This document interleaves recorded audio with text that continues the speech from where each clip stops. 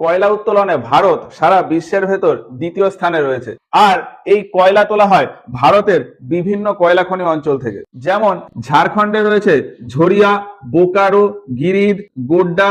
পশ্চিমবঙ্গে রয়েছে রানীগঞ্জ কয়লা খনি অঞ্চল। উড়িষ্যাতে রয়েছে তালচের। মধ্যপ্রদেশে রয়েছে সোহাগপুর, উমারিয়া, সিংরৌলি।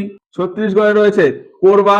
এই সমস্ত কয়লা খনি অঞ্চল। এদের ভেতর সব থেকে পুরনো কয়লা খনি অঞ্চল হলো পশ্চিমবঙ্গের রানীগঞ্জ কয়লা খনি অঞ্চল। আর এখানে ভারতের সব থেকে বেশি পরিমাণ কয়লাও মজুত রয়েছে। কিন্তু সব থেকে বড় কয়লা খনি অঞ্চল আর সব থেকে বেশি কয়লা তোলা হয় ঝাড়খণ্ডের ঝরিয়া কয়লা খনি অঞ্চল থেকে। রানীগঞ্জের পর ভারতে সব থেকে বেশি কয়লা মজুত রয়েছে উড়িষ্যার তালচেরে। মধ্যপ্রদেশের ভেতর সব থেকে বড় কয়লা খনি অঞ্চল হলো সিংরৌলি কয়লা খনি অঞ্চল। এই কয়লা খনি অঞ্চলের ভেতরে একটা খনি রয়েছে ঝিঙ্গুরদা খনি, যেখানে সব থেকে পুরু স্তরের কয়লা পাওয়া যায়। ভারতের এই এরিয়াতে মূলত বিটুমিনাস কয়লা সঞ্চয় রয়েছে।